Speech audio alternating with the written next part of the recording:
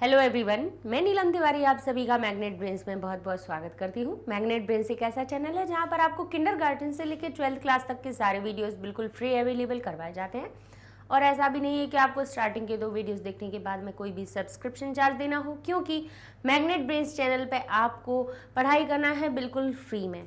और उसी के साथ साथ में कॉम्पिटिटिव एग्जाम की भी तैयारी करनी हो तो आपको कहीं जाने की ज़रूरत नहीं है, क्योंकि मैग्नेट ब्रेन्स चैनल पे आप IIT, JEE, NEET, NTSC, CUET, olympiad, banking, SSC सारी तैयारियां कर सकते हैं। बस करना क्या है, आपको सिर्फ मैग्नेट ब्रेन्स चैनल पर आना है और उसी के साथ में अपनी तैयारी को शुरू कर देना है, फीस की कोई चिंता किए बिना। ठीक है ना।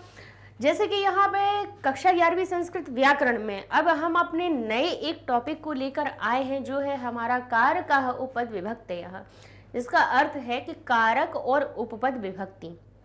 कारक और उपपद विभक्ति यानी कारक जो हमारे व्याकरण में क्या होते हैं, मुझे बिल्कुल जैसे कहा जाए, हम आपको जैसे एक पेड़ के उदाहरण के रूप में समझाया जाए कि जैसे मान लीजिए संस्कृत एक पेड़ है, तो शब्द रूप धातु रूप उसकी क्या हो जाती है, जड़ें, है ना। पेड़ को खड़े होने के लिए क्या जरूरत होती है, जड़ की जरूरत होती है। तो शब्द रूप और धातु रूप, इसीलिए हमने पहले आपको वही पढ़ाए हैं। संधि पहले सिखाई, फिर शब्द रूप धातु रूप सिखाए, क्योंकि भाई हमारे जो शब्द रूप बनते हैं, धातु बनती हैं, संधियों से ही बनते हैं, परिवर्तन होते हैं, तो कुछ परिवर्तन आपको समझ में आएंगे वहां पर। इनके बाद में फिर हम कारक पे क्यों आए हैं कि फिर जैसे मान लीजिए उसको फिर पेड़ को खड़े होने के लिए किसकी जरूरत होती है, इसके स्तंभ की, यानी उसके तने की। तना होता है ना, वो उसको क्या देता है, सपोर्ट देता है, खड़ा रखता है पेड़ को। तो वैसे ही कारक है हमारा, यानी संस्कृत के पेड़ को खड़ा रखना है तो जड़ें पहले हमारे पास होनी चाहिए, उसके बाद हमारे पास तना होना चाहिए, तभी वो पत्ती और फूल फल सब लगेंगे। ठीक है ना। तो इस तने को हमें जरूर अच्छे से मजबूत कर लेना है इसको। ठीक है, कैसे करेंगे, इसकी बारीकियों को समझ करके। तो कारक है क्या वो समझ लेना है हमें। तो कारक कैसे बना है, पहले तो ये देख लें कि क्री धातु, क्री यानी करना, ठीक है, उसमें जो अणुवल प्रत्यय हमारा लगा हुआ है उसके योग से हमारा कारक शब्द बनता है, और जिसका अर्थ निकलता है कि करने वाला, करने वाला। ठीक है। अब परिभाषा क्या कहती है, कहती है क्रियाजनकत्वम कारकम, क्रिया के जनक को कारक कहा जाता है। क्रिया का जन्म जहां से हो, क्रिया का जन्म जहां से हो उसको कारक कह देते हैं, है ना। कि जो क्रिया को ही उत्पन्न करने वाला हो, यानी ब्रह्मांड में केवल हम अपने केवल भारत की बात नहीं कर रहे हैं, एक किसी शहर की बात नहीं कर रहे हैं, किसी गांव की बात नहीं कर रहे हैं, किसी देश की बात नहीं कर रहे हैं, विश्व की बात नहीं कर रहे हैं, हम पूरे ब्रह्मांड की बात कर रहे हैं। और पूरे ही ब्रह्मांड में हर कोई कुछ ना कुछ कर्म कर रहा है, कुछ ना कुछ क्रियाएं कर रहा है। देखिए आप चारों ओर अपनी निगाह फैला के देख लीजिए, तो चिड़िया उड़ते हुए दिखाई देगी, फूल आपको खिलते हुए दिखाई देगा, यहाँ तक कि सजीव की तो बात ही अलग है, निर्जीव भी काम करते हैं। जैसे आपको पंखा चलते हुए दिखेगा, है ना, आपको एरोप्लेन जो वायुयान है वो उड़ते हुए दिखेगा, नौका आपकी तैरती हुई दिखेगी, दिखेगी कि नहीं दिखेगी, है ना। तो आप देखेंगे कि सजीव से लेके निर्जीव हर एक कुछ ना कुछ तो क्रियाएं कर रहा है ना। तो जो क्रियाएं हो रही हैं वो किस वजह से हो रही हैं, क्यों हो रही हैं। अगर संसार में कोई हो ही नहीं तो क्या क्रिया हो सकती है, नहीं हो सकती ना, असंभव है ना। अब आप देख लीजिए, आप अभी देख रहे हैं, हम आपको पढ़ा रहे हैं, समझा रहे हैं, यहाँ लिख कर बता रहे हैं, और अगर हम 1 सेकंड के लिए यहाँ से हट जाएं तो देखिए क्या यहाँ पर कोई पढ़ाने वाला है, नहीं। कोई आपको समझा रहा था उसी से 1 सेकंड में, नहीं। कोई आपको बोल रहा था, नहीं, नहीं ना। तो क्रिया हो रही है तो उसके लिए कारक होना जरूरी है, तभी क्रिया का जनन होता है, यानी उत्पन्न होती है। तो यहाँ पे लिखा हुआ है क्रियान्वित्वम कारकम त्वम, क्रिया के साथ जिसका सीधा अथवा कैसे कहते हैं परंपरा से संबंध होता है वह कारक कहा जाता है।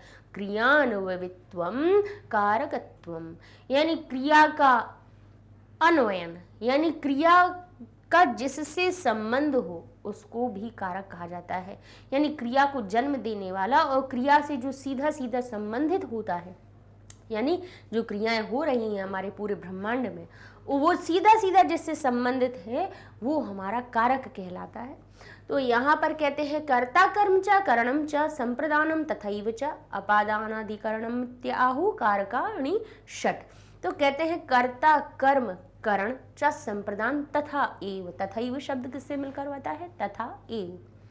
कर्ता कर्म, अब इस सूत्र में एक हमारे श्लोक में सारे कारक छुपे हुए हैं। क्या लिखा हुआ है? कर्ता कर्म करण संप्रदान तथैव, ऐसे ही अपादान, अपादान को अलग करें तो अधिकरणम इति आहु, ऐसा कहा गया है कि कारकाणि षट, कारक षट यानी 6 है।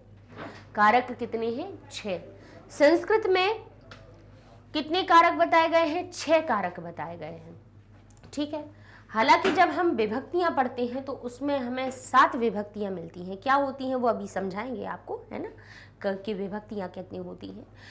हिंदी में जब हम पढ़ते हैं तो कारक में हम क्या पढ़ते हैं? कर्ता ने कर्म को करण से संप्रदान के लिए अपादान से संबंध काकी के और अधिकरण में पर।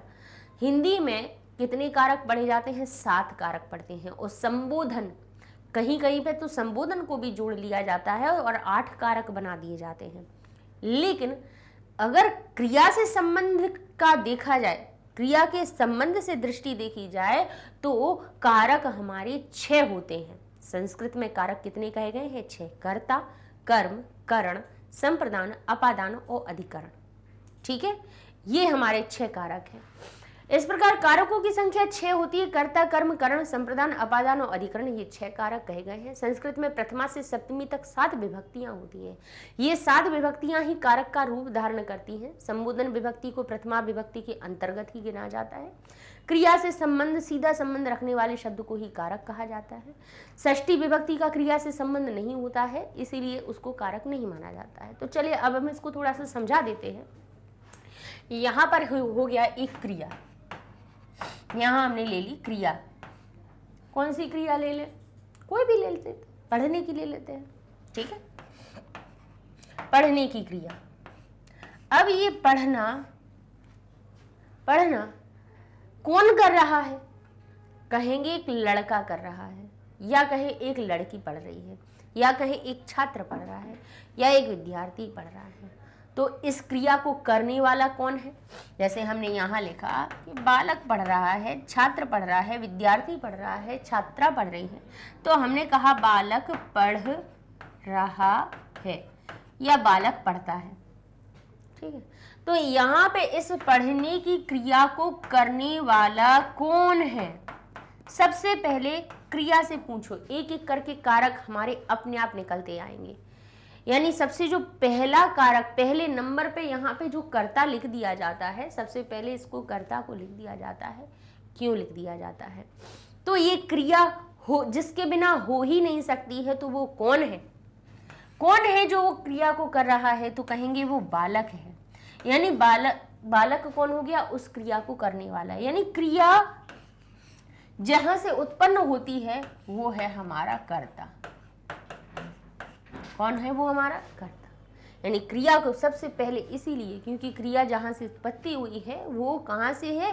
कर्ता से हुई है। इसीलिए कारकों में, यानी क्रिया को किसने उत्पन्न किया? कारकों ने उत्पन्न किया है। कारकों से ही उत्पन्न हुई है क्रिया, सीधा सीधा संबंध होता है क्रिया का। तो उन कारकों में भी सबसे पहले नंबर पे कौन है? तो बोले उन सब में सबसे पहले है कर्ता, क्योंकि उसके द्वारा ही क्रिया उत्पन्न होती है। तो कह दिया, तो पहला हमारा कारक बना कर्ता, ठीक है। फिर इसके बाद हमने यहीं पर कुछ चीजें हम आपको बताते जाएंगे, ठीक है। अब यहाँ पे कहा कि बालक किताब पढ़ रहा है या किताब पढ़ता है। अब क्रिया से फिर से दोबारा से प्रश्न पूछिए, फिर से पूछिए, क्रिया पढ़ने की हो रही है। यहाँ पे क्रिया से फिर से पूछिए कि बालक कौन पढ़ रहा है? तो कहेंगे बालक पढ़ रहा है, तो वो हमारा कर्ता निकल आएगा। फिर बालक जो है वो अपनी क्रिया के द्वारा क्या पढ़ना चाह रहा है? पढ़ तो रहा है, लेकिन वो क्या पढ़ रहा है? किसको पढ़ रहा है? प्रश्न पूछिए, प्रश्न पूछिए यहाँ पे कि बालक पढ़ने के द्वारा किसको पढ़ रहा है? बताइए। किसको पढ़ रहा है? प्रश्न फिर से पूछिए, दूसरा प्रश्न पूछिए। पहले सबसे पहले पूछिए कि कौन क्रिया को कर रहा है, कौन पढ़ने का काम कर रहा है, कौन सोने का काम कर रहा है, कौन रोने का काम कर रहा है, कौन देखने का काम कर रहा है, कौन सुनने का काम कर रहा है, तो वो कर्ता हो गया। यहाँ पे फिर उससे पूछो कि वो क्रिया कर रहा है, तो कह रहे हैं कि जैसे केवल कभी कभी कह देते हैं कि मैं पढ़ रहा हूँ, तो यहाँ पे पढ़ने के द्वारा क्या पढ़ रहे हो ये बताया नहीं गया है। लेकिन हमने कहा कि मैं तो भगवत गीता पढ़ रही हूँ, मैं श्रीमद् भगवत गीता पढ़ रही हूँ, मैं रामायण पढ़ रही हूँ, मैं महाभारत पढ़ रही हूँ, मैं उपन्यास पढ़ रही हूँ, मैं उपनिषद पढ़ रही हूँ, मैं पुराण पढ़ रही हूँ। तो पढ़ने के द्वारा हम क्या पढ़ना, किसको पढ़ रहे हो? तो कुछ ना किसी चीज को तो पढ़ ही रहे हो ना। पढ़ना केवल ऐसा तो होगा नहीं, कहीं ना कहीं कुछ तो लिखा होगा जिसको तुम पढ़ रहे होगे। कहीं कोई तो अक्षर लिखा होगा, कोई तो शब्द लिखा होगा, कोई तो भाषा में कुछ ना कुछ तो लिखा होगा जिसको आप पढ़ रहे हो।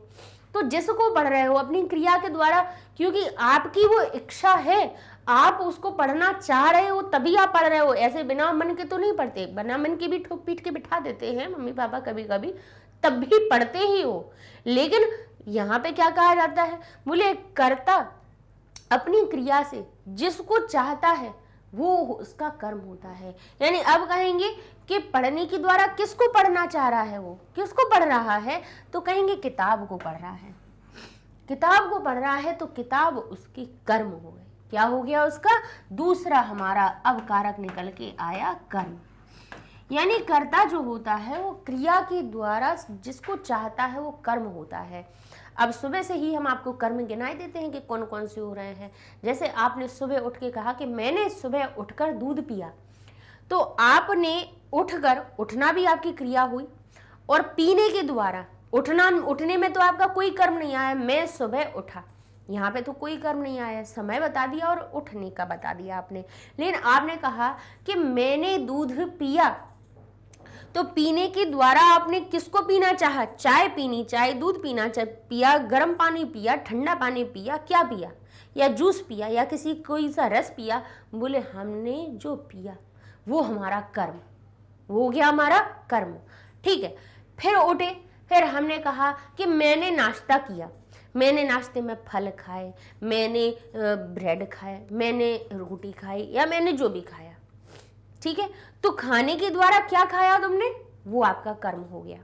ठीक है, फिर कहा मैंने उठकर समाचार पत्र पढ़ा, तो पढ़ने के द्वारा क्या पढ़ा, क्या पढ़ रहे थे तुम सुबह से उठकर?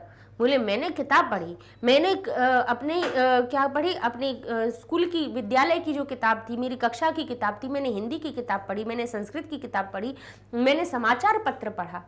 तो पढ़ने के द्वारा तुमने क्या पढ़ा? समाचार पत्र, कर्म हो गया। कहा मैंने सुबह उठकर भजन सुने, सुनने के द्वारा क्या सुना तुमने? मैंने भजन, भजन तुम्हारे क्या हो गए? कर्म हो गए।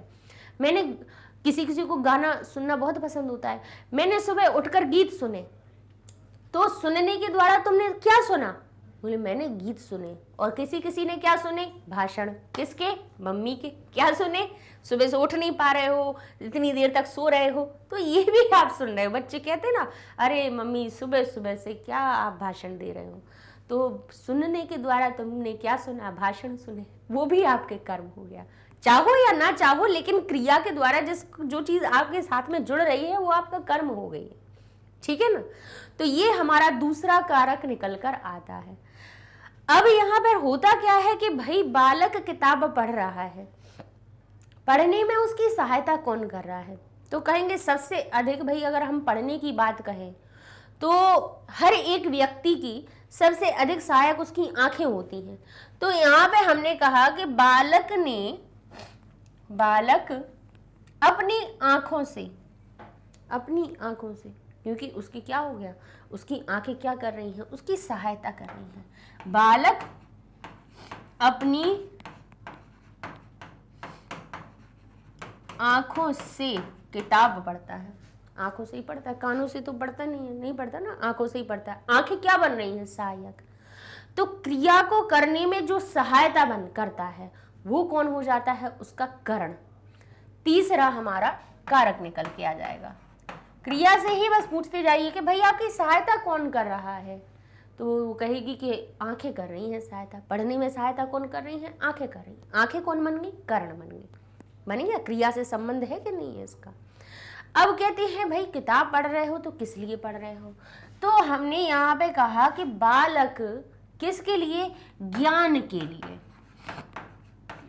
ज्ञान के लिए किताब पढ़ता है। भाई कुछ ना कुछ प्रयोजन तो होगा ना, जिसकी वजह से ये बालक किताब पढ़ रहा है। किसके लिए पढ़ रहा है ना? कुछ सीखने के लिए। सीखने के लिए पढ़ता है, याद रखने के लिए करता है, ज्ञान के लिए करता है। तो जिसके लिए वो क्रिया कर रहा है, क्रिया जिस वजह से हो रही है, जिस प्रयोजन की पूर्ति के लिए हो रही है, वो क्या हो जाता है? संप्रदान कारक। वो क्या हो जाती है? संप्रदान कारक। ठीक है, समझ में आया? अब यहां पर देखिए एक और आ जाती है बात। अब हम इसके लिए जब हमारा अगला कारक आने वाला है, उसके लिए हमें कुछ ऐसा वाक्य लेना पड़ेगा जहां पर हमें अलग होने का भाव आ रहा हो। तो हमने कहा ज्यादातर सब लोग बता देते हैं, क्या बता देते हैं कि ये हमारा वृक्ष है, वृक्ष से ये हमारे उसमें पत्ते लगे हैं और ये एक पत्ता नीचे गिर गया।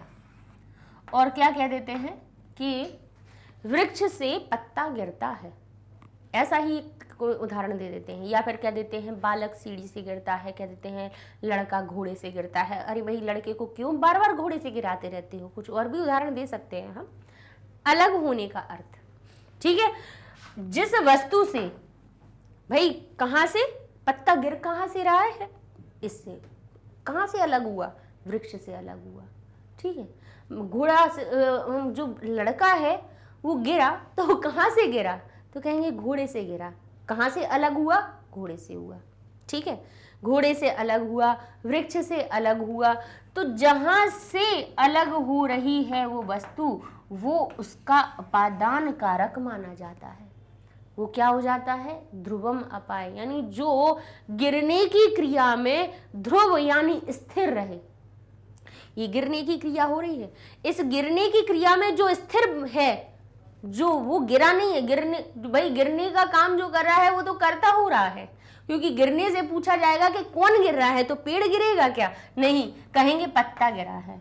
कहेंगे घोड़ा गिरा है क्या? नहीं, गिरने का काम तो लड़का कर रहा है। तो लड़का तो करता है, तो वो कैसे उपादान कारक हुआ? नहीं हुआ। लेकिन वो कहां से गिरा? जहां से गिरा है, जिस जगह से उसका अलगाव हुआ है, वो उसका उपादान कारक बनेगा, ना कि वो लड़का, ना ही वो जमीन बनेगी जहां पर वो गिरा है। नहीं, जहां से वो गिरा है, जहां से अलग हुआ है। तो जहां अलग होने का अर्थ आ जाता है जिस स्थान से, अब मतलब जो क्रिया हुई, अलग होने की जो क्रिया हुई, वो जिस स्थान से हुई है वो अपादान कारक माना जाता है। जैसे हमने कहा घर से विद्यालय जाता हूं। अब ये हमारा घर हो गया, ठीक है, ये घर हो गया। यहां से हम चले, ठीक है, कहाँ चले? यहाँ से जाते जाते ये हम अपने घर से ये यहाँ पर कहाँ जा रहे हैं? विद्यालय जा रहे हैं। ठीक है, खूब थोड़ा सा बड़ा बड़ा बना देते हैं तो लगेगा हाँ बड़ा विद्यालय है। ठीक है, ये हम अपने घर से कहाँ जा रहे हैं? घर की रास्ते से विद्यालय जा रहे हैं। तो आप इस जाने की प्रक्रिया में कहाँ से अलग हुए हो, कहाँ से निकले हो? तो कहेंगे घर से। घर से विद्यालय जा रहे हैं, तो इस क्रिया में आप कहाँ से अलग हुए हो? बोले जो बालक है या बालिका है, जो कहाँ जा रही है? विद्यालय जा रही है। जाने के द्वारा गई तो है, लेकिन वो कहाँ से गई है? किस जगह से अलग हुई? बोले वो कहाँ से? अपने घर से अलग हुई। तो घर क्या हो गया? घर हमारा अपादान कारक हो गया। क्या हो गया? अपादान कारक बन गया। समझ गए? ठीक है, अब इसके बाद जब ये यहाँ पर पहुंचा है जो भी है, तो वो विद्यालय में जाकर क्या कर रहा है? विद्यालय में क्या कर रहा है? तो बोले मैं विद्यालय में पढ़ती हूँ। अब पढ़ने का काम भाई तुम कहाँ कर रहे हो? कहाँ कर रहे हो? बोले हम कर रहे हैं विद्यालय में। अभी आप कहाँ पढ़ रहे हो? बोलो कहाँ पढ़ रहे हो? अभी जो वीडियो देख रहे हो तो बताइए आप कहाँ बैठे हुए हो? तो कोई कहेगा भाई सब हमें नहीं पता कि आप लोग कहाँ बैठे हो, लेकिन आपके मन में उत्तर तो आ गया होगा। कोई कहेगा कि मैं अपनी कुर्सी पे बैठा हूँ, कोई सोफे पे पड़ा होगा, कोई बेड पे पड़ा होगा, है ना। कि भाई फोन देखने की तो अलग ही तरह की मुद्राएं होती हैं, है ना। तो कोई अपनी कुर्सी पर बैठे होंगे, कोई अपने पलंग पर बैठे होंगे, कोई नीचे बैठे होंगे, कोई लेटे होंगे, ऐसे। अगर हम आपसे पूछें बताओ कहाँ पढ़ रहे हो आप, तो आप क्या कहोगे? मैं अपने घर में पढ़ रहा हूँ। साधारण सा जवाब तो होगा कि मैं घर में पढ़ रहा हूँ। हम कहेंगे कहाँ बैठे हो, तो आप कहोगे मैं कमरे में बैठा हूँ। हम कहेंगे कहाँ लेटे हो, मैं कहोगे सोफे पे लेटा हूँ। कोई कहेगा कि मैं अपने पलंग पर लेटा हूँ। तो लेटने की, बैठने की, रहने की आपका कुछ आधार है कि नहीं है? हवा में तो नहीं, है ना। कुछ ना कुछ आधार है कि नहीं है? बताओ, बैठे हो कहीं पे लेटे हो, कहीं रह रहे हो, तो कोई आधार तो है कि नहीं? तो आपके रहने की, लेटने की, बैठने की, ये इन क्रिया का जो आधार बना वो अधिकरण हो जाता है। वो क्या हो जाता है? अधिकरण। जैसे कहा कि मैं कहाँ रहता हूँ, मैं घर में रहता हूँ। कहाँ रहता हूँ? तो रहने का ये जो क्रिया है, रहने की क्रिया है, उसका आधार कौन बन रहा है? बोले ये घर। तो घर कौन हो गया? अधिकरण कारक। क्या बन गया? अधिकरण कारक। समझ गए? कहाँ पढ़ते हो? आप कहोगे विद्यालय में पढ़ता हूँ। किस कक्षा में पढ़ते हो? कहोगे 11वीं कक्षा में। तो 11वीं कक्षा, 11वीं एक कक्षा होगी कि नहीं होगी? वो क्या हो गई? आपकी अधिकरण, पढ़ने का आधार हो गई।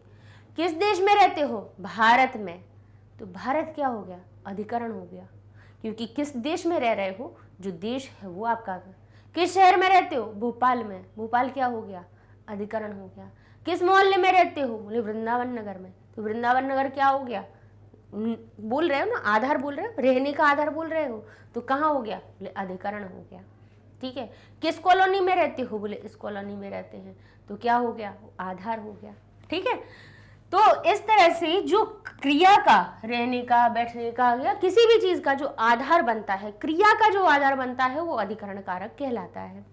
यहाँ पर अब जब हम हिंदी में पढ़ते हैं तो अधिकरण 7वें नंबर पर आता है, 6वें नंबर पर संबंध लिख दिया जाता है। ठीक है, बताएंगे अभी बीच में, ये भी बता देते हैं इसको। जबकि संस्कृत में नहीं गिना जाता है कारकों में। क्यों नहीं गिना जाता है? क्योंकि यहाँ पर क्या कह दिया है कि क्रिया जनकत्वम, क्रिया का जनन करने वाला, क्रिया से जिसका संबंध है वो कारक है, नहीं तो नहीं है। अब जैसे हमने कह दिया कि मान लीजिए ये क्या है? आपकी किताब है। क्या है ये? आपकी किताब है। तो हमने कहा कि मान लीजिए आपका नाम माधव है, तो हमने कहा यह क्या है? माधव की किताब। यह माधव की किताब है।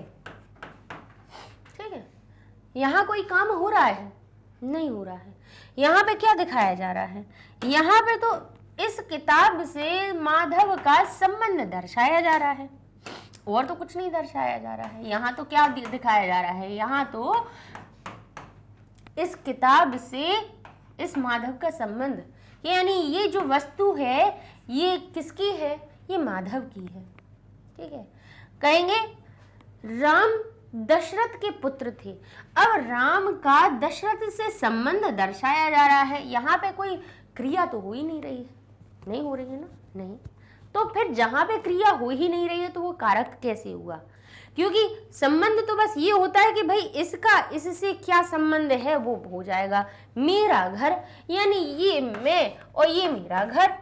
तो यहाँ तो भाई सिर्फ संबंध है, आगे कोई क्रिया हो या नहीं हो तो है नहीं। हमने कह दिया मेरा घर, मेरा देश, मेरा भारत महान। तो मेरा भारत महान, या मेरे और भारत में संबंध है दोनों का, बाकी और तो कुछ नहीं है, इसीलिए इसको कारक की श्रेणी में नहीं रखते हैं। अब हमने यहां तक देख लिया। अब इसको हम थोड़ा सा, अब हम इनकी पहचान भी आपको बता देंगे। इतना आपको समझ में आ गया तो आप थोड़ा सा इस चार्ट की फोटो ले लीजिए, अपने पास रख लीजिए, लगा लीजिए, कहीं लिख लीजिए। ठीक है। तो कारक हमने कौन कौन से पढ़े हैं? कर्ता, कर्म, करण, फिर आ गया संप्रदान, अपादान, संबंध को बीच में रखा है षष्ठी के लिए, बताएंगे। अधिकरण में पर, ठीक है। क्योंकि भाई हम जब अपने क्या पढ़ते हैं, शब्द रूप पढ़ते हैं, शब्द रूप पढ़ते हैं ना, तो जो विभक्तियां होती हैं, है ना, शब्द रूप हम पढ़ते हैं ना, शब्द रूप चलो बाद में करते हैं, पहले और बता देते हैं और चीज़ें। सबसे पहले हम कर्ता की पहचान समझ लेते हैं कि कर्ता को हम पहचाने कैसे, कर्ता को हम पहचाने कैसे, इन कारकों की हम पहचान कैसे करें कि हम साधारण जब बोलचाल कर रहे हैं, अपनी बातचीत कर रहे हैं, तो इसमें हम पहले भाई, क्योंकि हम संस्कृत पे तब बढ़ पाएंगे जब हम हिंदी में ही सही समझना सीख जाए।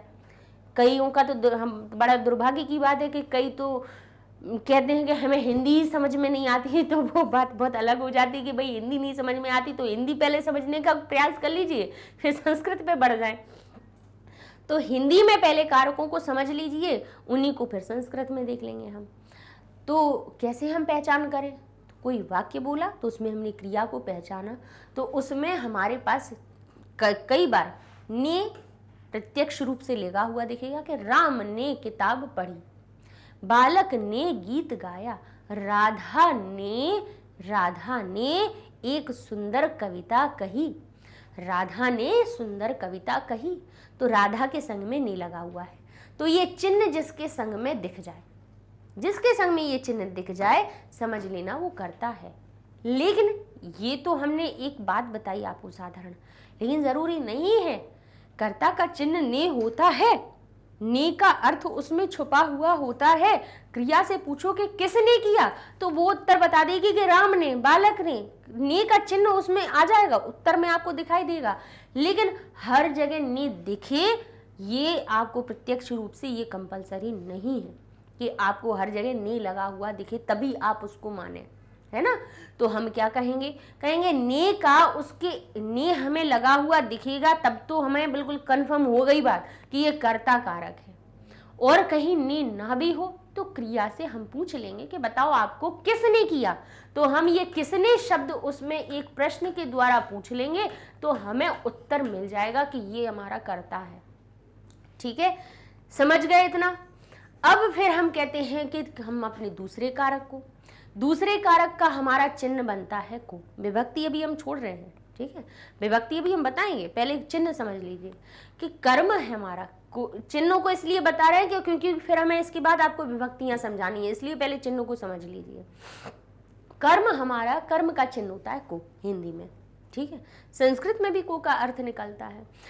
कहेंगे को हमारा कहाँ लगा होता है, कर्म के साथ में। कहेंगे किसको पढ़ा, जरूरी नहीं है कि को दिखे, आप प्रश्न पूछिए कि किसको, तो उत्तर मिल जाएगा कि किताब को, भगवत गीता को, रामायण को। जैसे हमने कहा कि राम किताब पढ़ता है, तो हम पूछेंगे कि राम किसको पढ़ता है, तो कहेंगे पुस्तक को, कविता को, निबंध को या फिर उपन्यास को, तो को उसमें उत्तर में हमें मिल जाएगा। ठीक है, तो हम समझ जाएंगे कि वो हमारा कर्म बन रहा है। ठीक है, तो कहने का भाव ये है कि ने आपको लगा हुआ दिखे या फिर ना दिखे, को आपको लगा हुआ दिखे उस शब्द के साथ में या ना दिखे, लेकिन इन दोनों का ही अर्थ उसमें छुपा हुआ होगा। अब चलते हैं करण में। करण का चिन्ह होता है से या के द्वारा। तो जैसे हमने कहा कि मैं साइकिल से विद्यालय जाता हूँ, मैं साइकिल से जाता हूँ, या कहें कि मैं किसके द्वारा जाता हूँ, मैं पिता के साथ। अब देखिए यहाँ पर एक, अभी जब हम उपपद विभक्तियां पढ़ेंगे तब उसमें ये भी देखेंगे कि मैं पिता के साथ जाता हूँ, तो वहाँ पे आता है बच्चों के मन में संदेह कि पिता के साथ में तो के लगा हुआ है, के संग में साथ लगा हुआ है, तब भी हम उसमें तृतीया लगाएंगे, करण कारक बनाएंगे उसको। तो क्यों बनाएंगे, ये कारण हम सीखेंगे जब हम अपनी करण एक एक करके विभक्तियां सारी सिखाएंगे तब। लेकिन जहाँ पे भाई जो सहायक बन रहा हो क्रिया का, तो उसमें हमें से या के द्वारा, है ना, किसके द्वारा, जिस साधन के द्वारा, उस साधन के लिए हम क्या कहेंगे, उसको करण कारक मान लेते हैं। ठीक है, संप्रदान में चलते हैं। संप्रदान में क्या होता है कि कहेंगे कि को और के लिए का अर्थ छुपा हुआ होता है। कि अगर हम कहें कि राजा धन देता है, एक हम सूत्र और आपको सिखाई देते हैं, जैसे एक साधारण सा, जिससे आपको याद हो जाएंगी चीजें, कि जिसके लिए किया जाए काम या जिसको दिया जाए दान, वो होता है संप्रदान। ठीक है, याद रहेगा, इससे आप संप्रदान पहचान जाएंगे कि जिसके लिए किया जाए काम और जिसको दिया जाए दान। देने की बात में कर रहे हैं, और दान नहीं मतलब कोई भी चीज दे दी जाए और वो कैसे दान के रूप में उसको वापस ना ली जाए, ऐसा दान। ऐसी नहीं, उधार वाली नहीं कि आज हमने धोबी को कपड़े दिए तो दान में नहीं दे दिए, उसको प्रेस के लिए दिए हैं, लौटा के ले लेंगे, तो वो देना दान नहीं है, उसमें चतुर्थी नहीं होगी। तो किसको दिया जा रहा है दान? जैसे राजा ने भिखारी को दिया, आप किसी निर्धन को देते हैं तो उसको क्या वापस ले लेते? नहीं। तो जिस ऐसे व्यक्ति को दिया जाए दान या जिसके लिए किया जाए काम, वो होता है संप्रदान। तो उसमें हमें को और के लिए दोनों चिन्ह हमें दिख जाते हैं, लेकिन हमें याद रखना है कि जो को चिन्ह दिख रहा है कि राजा निर्धन को धन देता है, तो देने के संग में अगर को लगा हुआ है, क्रिया देने की हो रही है और इधर लगा हुआ है को देता है, तो जिसको देता है वो संप्रदान है। अब हमने कहा माँ बालक के लिए भोजन बनाती हैं, तो माँ किसके लिए कर रही हैं काम? किसके लिए भोजन बना रही हैं? बालक के लिए। तो बालक में के लिए जुड़ा हुआ है, तो वो हो गया संप्रदान। अब कहते हैं अपादान अलग होने का। अलग होने के अर्थ में पंचमी लगाई जाती है, पंचमी विभक्ति अभी एक साथ हम पढ़ने वाले हैं। हमने कहा अपादान कारक, ठीक है। तो कहते हैं जहां पे से लगा हुआ हो, जिस किसी भी शब्द में, जिस किसी भी शब्द के साथ में से लगा हुआ हो, लेकिन वो से उसमें उसको अलग होने का, उस वस्तु से अलग होने का भाव निकल रहा हो, तो वो वस्तु हमारी अपादान कारक हो जाती है, उसमें से लगा हुआ होगा। और ना ही केवल अलग होने की बात, निकलने की बात। बोले घर से निकलते हैं तो घर से बाहर निकला, सर्प बिल से बाहर निकलता है, निकल रहा है, भले ही अलग हो रहा है। अब मान लीजिए ये तो अलग हो गया, चलो बाहर निकल गए हम, तो घर से अलग हो गए। मान लीजिए कि सर्प जो बिल से बाहर निकला, तो बिल से वो बाहर निकल गया, ठीक है। लेकिन अगर हम कहीं गंगा हिमालय से निकलती है, तो ऐसा तो नहीं है कि निकल करके बस अब बाहर चली गई, हिमालय से अलग हो गई, नहीं ना, वहां से तो वो निरंतर बह ही रही है। गंगा हिमालय से निकलती हैं और उत्पन्न हैं और चल ही रही हैं वहां से, तब भी हिमालय पंचमी विभक्ति बन जाएंगे, अपादान कारक बन जाएंगे। निकलने का स्थान, अलग होने का स्थान, उत्पत्ति का स्थान हमारा पंचमी विभक्ति अपादान कारक बनता है। पंचमी विभक्ति सीखेंगे लेकिन अपादान कारक बनता है, ये हमें याद रख लेना है। अब चलते हैं संबंध से षष्ठी। एक हमारा सूत्र कहता है शेषे षष्ठी, यानी षष्ठी बाकी शेष में, इन कारकों को छोड़ करके जहां केवल संबंध होता है वहां हम षष्ठी विभक्ति लगा के उसको संबंध कारक बना देते हैं ना। यानी कि उनमें संबंध कारक की पहचान क्या होगी? का की के रा री रे ना नी ने हमें दिखाई देगा, तो कहेंगे का की के कैसे दिखाई देगा? कहेंगे हम कि राम की अयोध्या, कृष्ण की मथुरा, कृष्ण का वृंदावन, कृष्ण का गोकुल। तो कृष्ण का गोकुल, गोकुल और कृष्ण का संबंध हो गया। अब काकी के रारी रे कहाँ दिखेगा? मेरा घर, मेरी माता, मेरे पिता, मेरे भाई, रारी रे आ गया कि नहीं आ गया? तो जहां पे भाई मैं के संग में रारी रे दिख रहा है, तुम्हारा, तुम दोनों का, काकी के दिख रहा है, रारी रे भी दिख रहा है, तो क्या हो जाएगा? वो संबंध कारक हो जाएगा, ठीक है। मेरा घर, तो मेरा जो शब्द है वो संबंध कारक है। राम का, तो राम के संग में का जुड़ा हुआ है, तो राम संबंध कारक है, ठीक है। कहेंगे दशरथ के पुत्र, तो पुत्र नहीं, पुत्र संबंध कारक नहीं हुए, बोले जिसके संग में काकी के लगा हुआ है वो संबंध कारक बनेगा शब्द, ठीक है। अधिकरण शब्द, अधिकरण की पहचान क्या होती है? मैं या पर, मैं या पर उसमें लगा हुआ होता है, ठीक है। तो कहेंगे हम कहाँ रहते हैं? कहेंगे भारत में। कहाँ फसल कहाँ उगती है? कहेंगे खेतों में, भूमि पर, तो भूमि के संग में पर शब्द दिखेगा। खेतों में, यानी में और पर शब्द हमें लगे हुए दिखाई देंगे। कहाँ रहते हो? भोपाल में, गांव में, शहर में, नगर में। मैं का अर्थ लगा हुआ हो। कहाँ सोते हो? जमीन पर, चटाई पर, खटिया पर या पलंग पर। तो पर या में, कहाँ बैठे हो? कुर्सी पर, जमीन पर, भूमि पर, ठीक है। पर्वत पर, हम तो पर्वत पर बैठे हैं, ठीक है। तो यहाँ पे जहाँ पे मैं ऊपर लगा हुआ हो वो आपका अधिकरण कारक बनेगा। अब थोड़ा सा एक जल्दी ऐसे ही हम आपको थोड़ा सा बता दें कि फिर इनको हम अगले पेज पर हम आपको एक्सप्लेन करके अच्छे से विवरण करके बता देंगे कि कर्ता में प्रथमा विभक्ति लगती है। एक सूत्र होता है कर्तरी प्रथमा, स्वतंत्र कर्ता, कर्ता स्वतंत्र ही होता है, और कर्तरी प्रथमा, कर्ता में प्रथमा विभक्ति लगती है। कर्ता किसी से नहीं बंधा हुआ है, कर्ता किसी से नहीं बंधा है, कर्ता क्रिया करने के लिए स्वतंत्र है। कर्म बंधा हुआ है कि कर्म तब होगा जब कर्ता होगा, कर्ता होगा तभी करण होगा, यानी कर्ता के होने पर ही ये सभी लोग हैं। लेकिन कर्ता कैसा होता है? स्वतंत्र होता है। यानी कर्ता हम सीधा क्रिया के संग में, कर्ता को दर्शाने के लिए जरूरी नहीं है कि हमें कोई कर्म की जरूरत हो, करण की जरूरत हो। हम सीधा कह सकते हैं राम पढ़ता है, राम पढ़ता है, राम जाता है, राम खेलता है, राम कूदता है, कह सकते हैं। लड़का पढ़ता है, लड़का जाता है, तुम पढ़ते हो, मैं पढ़ता हूँ। कर्ता स्वतंत्र होता है, उसको किसी से जुड़ने की आवश्यकता नहीं है। हाँ, ये सब जुड़ जाए तो जुड़ जाए, कोई दिक्कत नहीं। अब कर्म में द्वितीया विभक्ति होती है। सूत्र होता है एक हमारा कर्मणि द्वितीया, लेकिन कर्म होता क्या है? कहते हैं कर्तुरीप्सित तमम कर्म, कहते हैं कर्ता का जो ईप्सित यानी प्रिय होता है वही कर्म होता है। यानी क्रिया के द्वारा किसको चाहता है? कर्ता। कर्ता जिसको चाहता है क्रिया के द्वारा वही उसका कर्म होता है। जैसे हमने कहा कि बच्चा खीर खाता है, तो खाने के द्वारा जो बच्चा है, बालक है, वो उसका प्रिय क्या है? वो खीर खाना, खाने के द्वारा क्या खाना चाह रहा है? खीर खा रहा है, तो खीर उसका कर्म हो गई। करणे तृतीया, सूत्र कहता है करण में तृतीया विभक्ति होती है और साधक तमम करणम, और करण होता क्या है? कहेंगे जो सहायक होता है क्रिया का को सिद्ध करने में, क्रिया को पूर्ण करने में जो सहायक बन रहा है वही साधक तमम करणम, वो करण होता है, और करणे तृतीया। ठीक है, चलिए अब क्या लिखा है? कर्मणा यम अभिप्रेति संप्रदानम, यानी वही बात हो गई कि जिसके लिए किया जा रहा है काम वो ही हो जाता है संप्रदान। और संप्रदान चतुर्थी, संप्रदान में चतुर्थी विभक्ति आती है।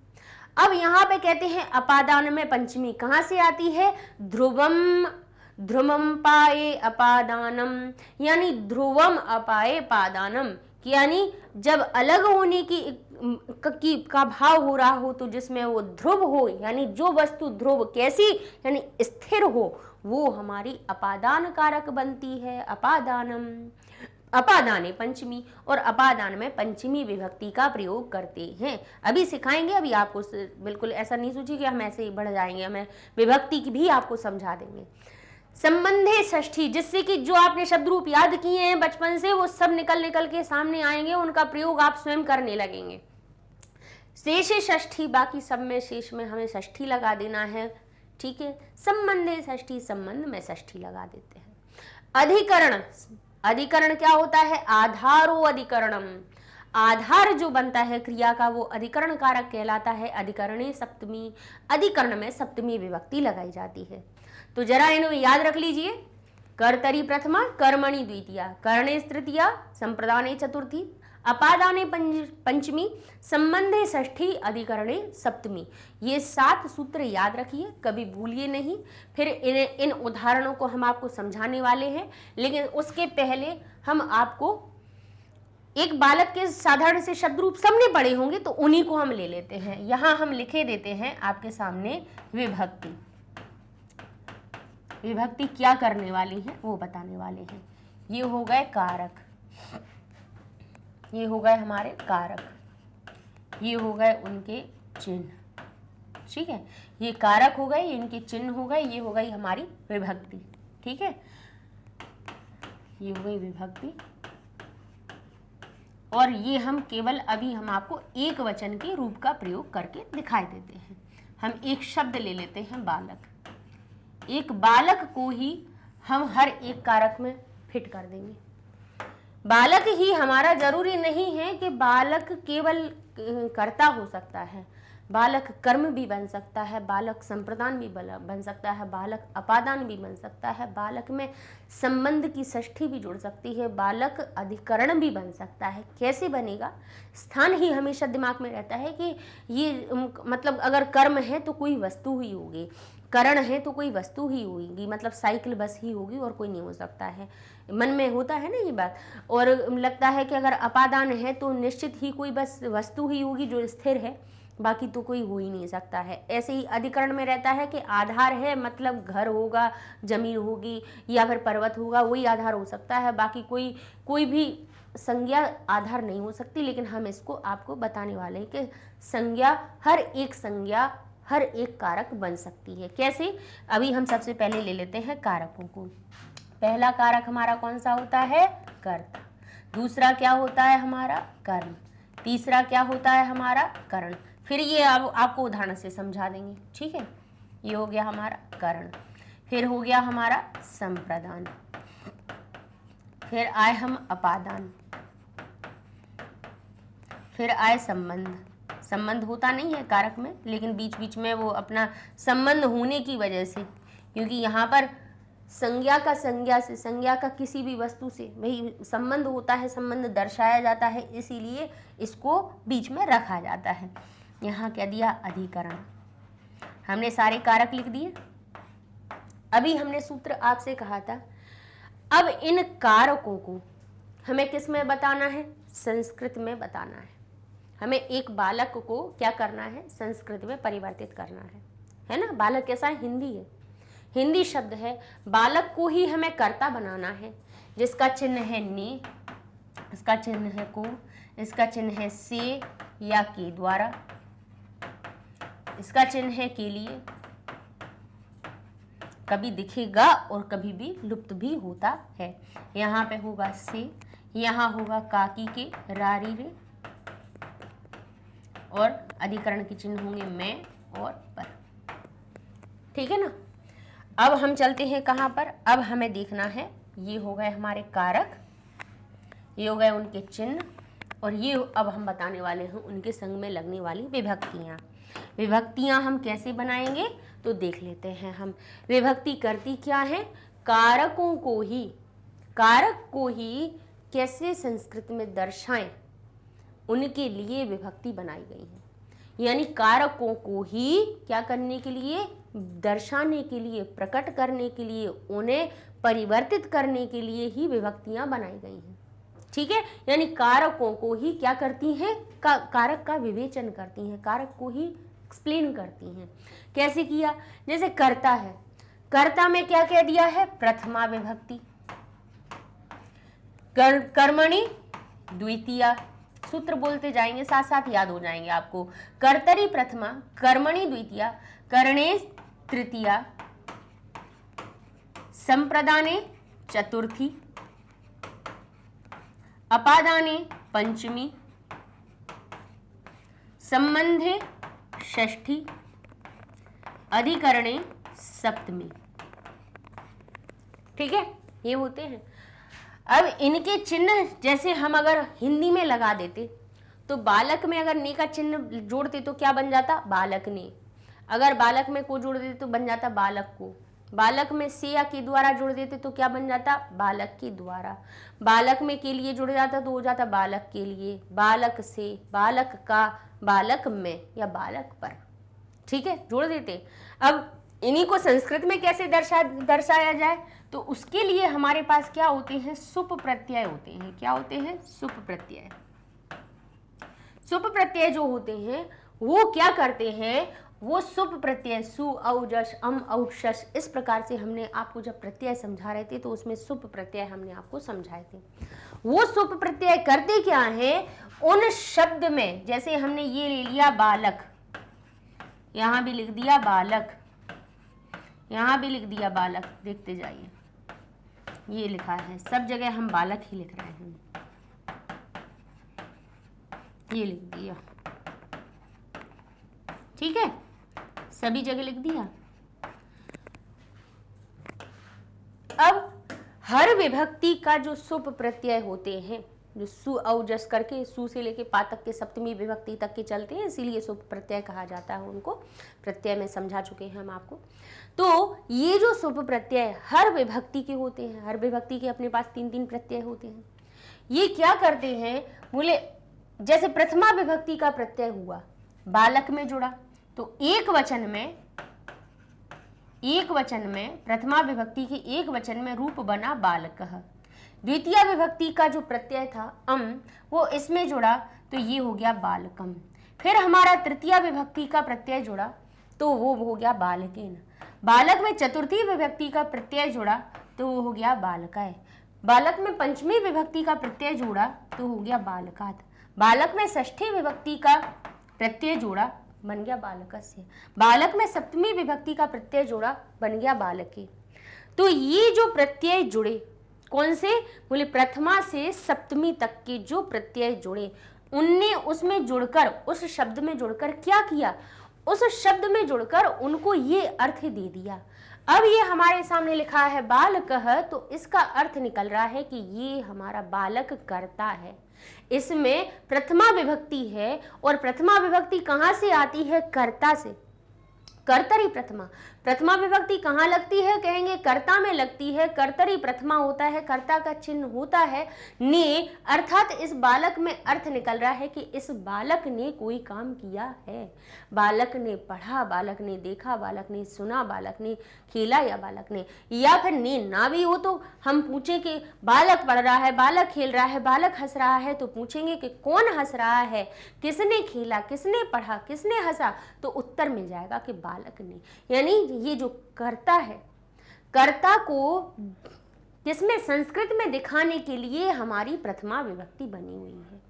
यानी कैसे इन कारकों को संस्कृत में दिखाया जाए, इन अर्थों को उनके अंदर समावेश करवाया जाए, उसके लिए ये विभक्तियां बनी हुई हैं। इन अर्थों को इन प्रत्ययों के माध्यम से उसमें जोड़ देती हैं। जैसे ये म हलंत जुड़ा, इसने इसमें को का अर्थ जोड़ दिया। यानी हम अगर कहें कि मैंने लड़के को देखा, मैंने बालक को देखा, बालक जरूरी नहीं है देखने के द्वारा मैं किसको देखना चाह रही हूँ, बालक को देखना चाह रही हूँ, मुझे नहीं देखना और कुछ नहीं देखना, मुझे तो लड़के को देखना है। बोलिए, तो अब कहा कि लड़का क्या हो गया, देखने के द्वारा मेरा प्रिय क्या है, लड़का है, तो वो मेरा कर्म हो गया। तो बालक में इस द्वितीय विभक्ति के प्रत्यय ने क्या किया, इस बालकम शब्द में यानी इस मां हलंत ने उसमें को का अर्थ जोड़ दिया। इस एन शब्द ने क्या किया, जो बालक में एन लगा, इसने क्या किया, ये एन कहां से आया, तृतीया से आया। कर्णेश तृतीया, कर्ण में तृतीया ही लगती है, कर्णेश तृतीया, कर्ण में तृतीया लगती है, और तृतीया का चिन्ह क्या होता है, से के द्वारा। अब इसका मतलब निकला कि बालक में एन लगा, इसका मतलब निकल रहा है बालक के द्वारा, बालक से, यानी बालक के द्वारा मैंने क्या करवाया, बालक से मैंने इस किताब को पढ़वाया, बालक के द्वारा मैंने क्या किया, मैंने इस काम को करवाया, बालक के द्वारा पानी भरवाया। ठीक है, बालक में के द्वारा जोड़ दिया। अब हमने कहा यहाँ पे चतुर्थी विभक्ति में रूप बनाया, बालक, चतुर्थी विभक्ति का प्रत्यय जोड़ा बालक में, बालक बना बालकाय। अब इस आय ने इसके अंदर क्या जोड़ कर दिया, बोले क्योंकि चतुर्थी विभक्ति संप्रदान के लिए ही लगती है। संप्रदाने चतुर्थी, हमने सूत्र याद किया है, संप्रदाने चतुर्थी, चतुर्थी कहाँ आती है, संप्रदान कारक में, और संप्रदान के लिए, संप्रदान का चिन्ह क्या होता है, के लिए। अर्थात ये जो विभक्ति है, ये जो प्रत्यय है, आय जो शब्द लगा हुआ है, ये उसमें के लिए का अर्थ जुड़ रहा है। तो बालकाय से अर्थ निकल रहा है बालक के लिए। समझ गए। अब आते हैं पंचमी, अपादाने पंचमी। हमने पढ़ा कि अपादाने पंचमी, अपादान क्या होता है, बोले अलग होने की जब क्रिया हो रही है तो जो उस स्थिति में स्थिर हो वो अपादान कारक कहते हैं। अपादाने पंचमी, और अपादान का चिन्ह होता है से। तो अब ये आत शब्द हमें दिखा, हमने कहा पंचमी में बना बालकात, और पंचमी होती है अपादान में। अब हमारे दिमाग में बात आ जाएगी कि हमने पढ़ा था कि अपादान वो होता है जहां अलग होने की, निकलने की क्रिया हो, तो वो जो स्थिर हो, उस स्थान पे वो कोई काम नहीं कर रहा हो, उससे दूसरी चीजें अलग हो रही हो, निकल रही हो, तो वो अपादान होगा। यहाँ पे हम अर्थ जोड़ लेंगे, बालक से जरूर ही कोई चीज अलग हो रही है। बालक से मैं दूर चला गया, बालक से मैं दूर चली गई, लड़के से मैं दूर चली गई। अब यहाँ पे मैं लड़के से दूर चली गई, तो दूर जाने का काम तो मैंने किया, लेकिन लड़का तो वहीं रहा ना। तो बालक क्या बन गया, यहाँ पे से अलग होने वाला अपादान, अर्थ निकल आया बालक से। बालकस्य, हमने देखा बालकस्य शब्द षष्ठी में बन रहा है, षष्ठी विभक्ति संबंध कारक में बनती है, संबंध का की के, संबंधे षष्ठी यानी षष्ठी विभक्ति किस कारक में आती है? कहेंगे संबंध में आती है। संबंध का चिन्ह क्या होता है? संबंध काकी के। कर्ता ने कर्म को करण से के द्वारा, संप्रदान के लिए अपादान से, संबंध काकी के रारी रे और अधिकरण में पर। तो हम कहेंगे संबंध के चिन्ह होते हैं काकी के, अर्थात अब ये जो हमारा बालकस्य यानी षष्ठी विभक्ति का जो रूप बना है बालकस्य, ये जो स्य है इस बालक में का की के का अर्थ जुड़ रहा है। अब हमारा अर्थ निकलेगा बालकस्य पिता, बालक के पिता, बालकस्य माता, बालक की माता, बालकस्य गृह, बालक का गृह, बालकस्य विद्यालय, बालक का विद्यालय। अर्थात इसमें बालक में क्या जोड़ दिया? का की के का अर्थ जोड़ दिया। अब चलिए, हमने सप्तमी विभक्ति में बालक का रूप देखा, बालक में सप्तमी विभक्ति का प्रत्यय लगा तो यहाँ पर बालक बन गया बालकी। क्या बन गया? बालकी। अब इस एक ही मात्रा ने इसके अंदर क्या कर दिया? बोले इसके अंदर अधिकरण चिन्ह का में पर अर्थ जोड़ दिया। बालक में बहुत सारे गुण हैं। बालक पर तो सफेद वस्त्र बहुत सुंदर लगते हैं, काले वस्त्र बहुत सुंदर लगते हैं। तो बालक में, बालक पर, तो एक ही मात्रा ने सप्तमी विभक्ति के प्रत्यय ने क्या किया? बालक में पर का अर्थ जोड़ दिया। तो विभक्तियां क्या करती हैं? इन कारकों के अर्थ को उस शब्द में जोड़ देती हैं। समझ गए? यानी कारकों का जो अर्थ है वो कैसे दर्शाया जाए संस्कृत में? तो कहते हैं विभक्तियों के प्रत्ययों के द्वारा दर्शाया जाता है। समझ गए? अब चलते हैं, देखिए यहां से हम पहचान कर लेते हैं। जैसे लिखा है रामः पठति, पढ़ने का काम कौन कर रहा है? कहेंगे रामः। कैसे हमने पहचान लिया? क्योंकि हमने देखा कि राम में प्रथमा विभक्ति लगी हुई है। संस्कृत को पहचाने भी कैसे कि ये कर्ता बन रहा है, ये क्रिया बन रही है, ये कर्म बन रहा है। हमने इसीलिए सब ये वाले उदाहरण संस्कृत में लिखे, हिंदी में सब समझा दिया। अब संस्कृत में समझिए, हमने लिखा रामः पठति, पठ से समझ में आ रहा है कि पढ़ने की बात हो रही है। शब्द रूप धातु रूप हमने इसीलिए कारक को पढ़ाने के पहले ही आपको करवा दिए, और शब्द रूप पढ़ाए उसमें भी हमने ये सारी चीजें आपको समझाई हैं। ये सारी चीजें समझाई हैं। क्रिया धातु रूप जब भी पढ़ाए हैं उसमें भी ये चीजें हमने आपको समझाई हैं कि किस कर्ता के संग में कैसे क्रिया जोड़नी है, सब समझाई है। तो अभी इतना समझ लीजिए। देखिए, पठ समझ में आ रहा है पढ़ने की, पश्य देखना समझ में आ रहा है, लिख लिखना समझ में आ रहा है, यच्छ प्रदान करना समझ में आ रहा है, पत गिरना। अब यहाँ पे क्रिया है ही नहीं और ये पठ पढ़ना क्रियाएं हैं, क्योंकि ये संबंध कारक है इसलिए क्रिया है ही नहीं। वो भी तो उसका इससे लेना देना नहीं होगा। तो ये हमारी क्रियाएं हो गई। क्रिया से पूछेंगे पठति, कौन पढ़ रहा है? तो कहेंगे रामः पठति। जरूरी है कि ये राम में पढ़ने का भाव निकल रहा हो? जरूरी है कि ये कर्ता बन रहा हो? तो इसका हम शब्द का रूप देखेंगे। ये क्या बना है? रामः। जब हमने शब्द रूप पढ़े थे तो जैसे ही प्रथमा विभक्ति के रूप शुरू हुए थे, यानी राम, राम एक कैसा शब्द है? अकारांत शब्द है। आ से अंत हो रहा है कि नहीं हो रहा है? आप कहोगे माँ से अंत। कई हैं महान बच्चे जो हमसे जो क्या कहेंगे, नहीं मैडम आ से अंत नहीं हो रहा है, ये तो माँ से अंत हो रहा है। तो भाई ये वर्ण हमने जब पढ़ाए थे तो आपको बताया था कि व्यंजन स्वयं में आधा होता है। जो हमने हमेशा से वर्णमाला पढ़ी है कि ये क, ये ख, ये ग, ये कभी अपने आप से पूरे नहीं थे, ये तो सभी हलंत में ही थे, आधे ही थे। जब इसमें कौन जुड़ा? बोले इसमें आ की जुड़ा, तब ये आधा का जाके हमें पूरा दिखाई दिया। जब ये ख में जुड़ा तब ये हमें ख पूरा दिखाई दिया। नहीं तो ये आधे हैं, ये आधे हैं तभी व्यंजन है, तभी मूल व्यंजन है। नहीं तो ये तो स्वर युक्त व्यंजन दिख रहा है हमें, स्वर से युक्त व्यंजन है। तो ये माँ कैसा है? बोले माँ पूरा है, अर्थात इसको किसी ने पूरा किया है। हाँ बिल्कुल, आ ने पूरा किया है। तो देखा जाए तो राम का अंत किससे हो रहा है? अ से हो रहा है। तो ये अकारांत हो गया, अकारांत, अ से अंत होने वाला। रमा, कहेंगे माँ में क्या दिख रहा है? बोले बड़ा आ अंत में। माँ को अलग अलग किया जाए तो बड़ा आ, तो कहते रमा हो गई। रमा कौन हो गई? रमा हो गई हमारी आकारांत। ठीक है। कवि कैसे हो गए? इकारांत। तो ऐसे हमने आपको समझाए। ई से अंत हो रहा है, बड़ी से नदी, बड़ी ई से अंत हो रहा है, इकारांत हो गए। भानु छोटी ऊ से अंत हो रहा है, उकारांत हो गए। वधु बड़ी ऊ की मात्रा से अंत हो रहा है, उकारांत हो गए। ठीक है ना। तो हमने देखा कि राम के शब्द रूप देखिए, बालक जैसे ही बन रहे थे तो लिखा था रामः, रामऊ, रामाः। सबसे पहले हमने देखा कि रामः जो शब्द है वो हमें प्रथमा विभक्ति में मिल रहा है। तो प्रथमा विभक्ति हमें पता है कि कर्ता में बनती है। अर्थात ये पढ़ने की क्रिया कौन कर रहे हैं, राम कर रहे हैं, इसीलिए इनमें प्रथमा विभक्ति लगी है। तो हम आंखें बंद करके इसका हम अर्थ निकालेंगे कि राम पढ़ता है या राम पढ़ता है। ठीक है, कोई दिक्कत है, कर सकते हैं ना। अब यहां पे देखिए, बालः चंद्रम पश्यति, फिर से देखिए बाल को देखा, क्या लिखा हुआ है, बालः।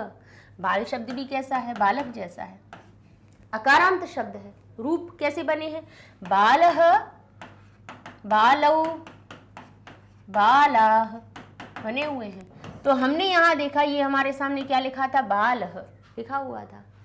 पहचान करेंगे कि पश्य यानी देख, यहां पे देखने का काम कौन कर रहा है, तो बोले जिसमें प्रथमा लगी होगी वो कर रहा होगा। तो देखेंगे बालह में लगी है या चंद्रम में लगी है, तो कहेंगे बालक में लगी हुई है। तो बालक कौन हो गया, कर्ता हो गया। हम कहेंगे बालक देखता है, किसको देखता है, चंद्रम, बालकम कहेंगे। देखिए ये मिल रही हमें द्वितीय विभक्ति, इसमें प्रथमा लगी है अर्थात ये कर्ता बन रहा है, इसमें द्वितीय लगी है अर्थात ये कर्म बन रहा है। तो इसमें हमें ने का अर्थ जोड़ना है, इसमें हमें को का अर्थ जोड़ा है कि बालक ने चंद्रमा को देखता है। अब ने का हमें जरूरत नहीं लग रही है, भूतकाल में हम जोड़ते हैं कि बालक ने देखा, लेकिन हम वर्तमान काल में ने नहीं जोड़ते हैं, हम कहते हैं बालक चंद्रमा को देखता है। इसमें को जोड़ दिया हमने, बालक चंद्रमा को देखता है। अर्थ जोड़ना सीखे हम, कैसे सीखे, जब हमने विभक्ति पहचानी। यहां पर आए, हमने लिखने में पूछा कौन लिख रहा है, तो कहेंगे जिसमें प्रथमा होगी उसमें। तो कहेंगे राधा में है या कलमीन में है, तो कलमीन, कहेंगे बालकेन, ये तो तृतीया है, तृतीया है, ये कर्ता नहीं है। तो बोले किस में, राधा। आकारांत शब्द पढ़े हैं हमने, क्या रूप बनते हैं, बड़िया की मात्रा वाले, लता, लते, लता, पढ़े हैं कि नहीं पढ़े। तो बड़िया की मात्रा वाले जो शब्द होते हैं, आकारांत शब्द होते हैं, वो प्रथमा विभक्ति में जैसे के तैसे रहते हैं। तो हमने राधा में देखा, राधा जैसा का तैसा है अर्थात इसमें प्रथमा विभक्ति है। तो ये हो गई कर्ता, यानी लिखने का काम यहाँ पे कौन कर रही है, राधा कर रही है। अब यहाँ कलम देखा, कलम में लगी हुई है तृतीया विभक्ति, क्योंकि हमने देखा कि एन कहाँ लग जाता है, कहेंगे तृतीया में लगता है, लिखा है कलमेन, एन लगा है, तृतीया है अर्थात इसमें कौन सा चिन्ह जुड़ रहा है, करणेश तृतीया। कर्ण का चिन्ह होता है करण से या के द्वारा, यानी राधा कलम के द्वारा लिखती है। ठीक है, ऐसे हम अर्थ जोड़ लेते हैं। अब देखा, ब्राह्मणाय वस्त्रम यच्छति, यच्छति यानी प्रदान करना, वस्त्रम यानी वस्त्र को। अब यहाँ पे कहेंगे कोई भी प्रथमा विभक्ति का हमें नहीं दिख रहा है, क्योंकि ब्राह्मणाय कहाँ, बालकाय, तो कहेंगे ब्राह्मणाय, यानी ये हमारा चतुर्थी विभक्ति दिख रहा है। वस्त्रम बालकम यानी द्वितीय विभक्ति जैसा दिख रहा है, अर्थात यहाँ अर्थ निकल रहा है ब्राह्मण के लिए वस्त्र। अब क्योंकि इसमें चतुर्थी है तो हम क्या अर्थ जोड़ देंगे, कहेंगे चतुर्थी का चिन्ह, चतुर्थी कहाँ लगती है, संप्रदानी चतुर्थी, और संप्रदान का चिन्ह होता है के लिए। हमें याद रखना है, हमें केवल चार्ट पे निर्भर नहीं करना है कि हमारे सामने चार्ट हो तभी, हमें ऐसे याद रखना है। कर्तरी प्रथमा, प्रथमा कर्ता का चिन्ह क्या होता है, नहीं, कर्म को, कर्मणि द्वितीया, करणे तृतीया, कर्ण का चिन्ह होता है से। संप्रदान के लिए, संप्रदान चतुर्थी, संप्रदान का चिन्ह होता है के लिए, और संप्रदान में चतुर्थी विभक्ति होती है। तो इसमें ब्राह्मण में अर्थ क्या निकल आएगा, ब्राह्मण के लिए या ब्राह्मण को, क्योंकि यच्छ यानी देने की बात हो रही है। तो देने की बात में हमने क्या कहा था कि जहां दिया जा रहा हो दान, जिसको दिया जा रहा हो दान, और जिसके लिए किया जा रहा हो काम, वो होता है संप्रदान। तो कहेंगे ब्राह्मण के लिए या ब्राह्मण को वस्त्र देता है, प्रदान करता है।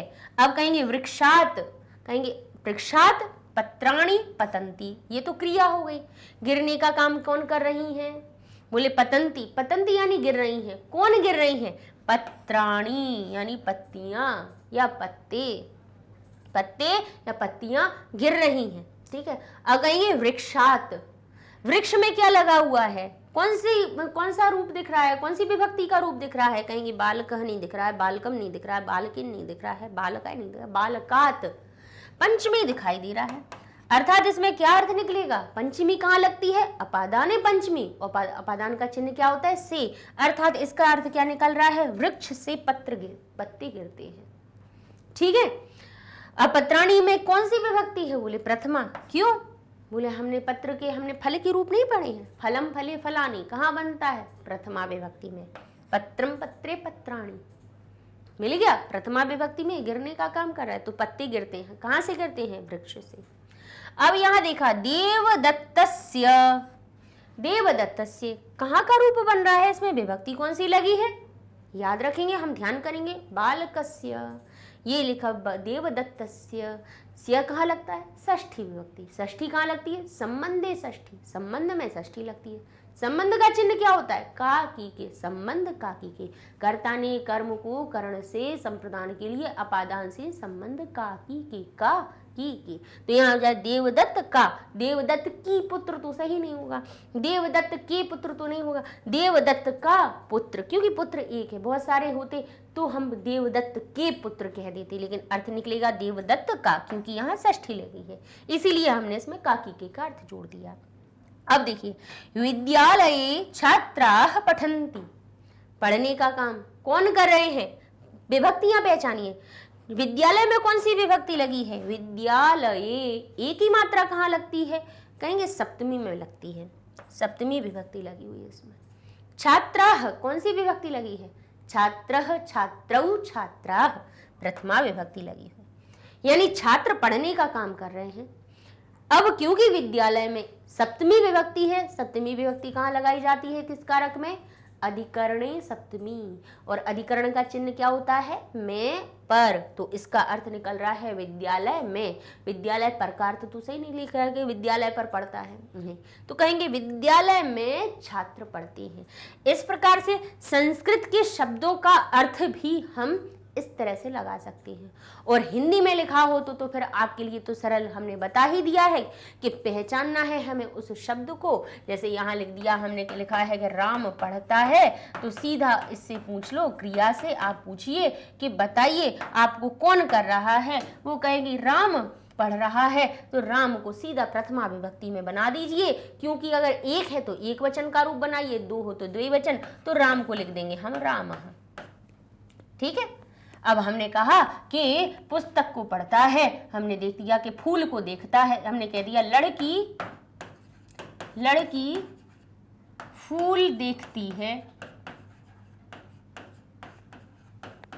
ठीक है, तो देखने से पूछो कि कौन देखने का काम कर रहा है, वो कहेंगे लड़की।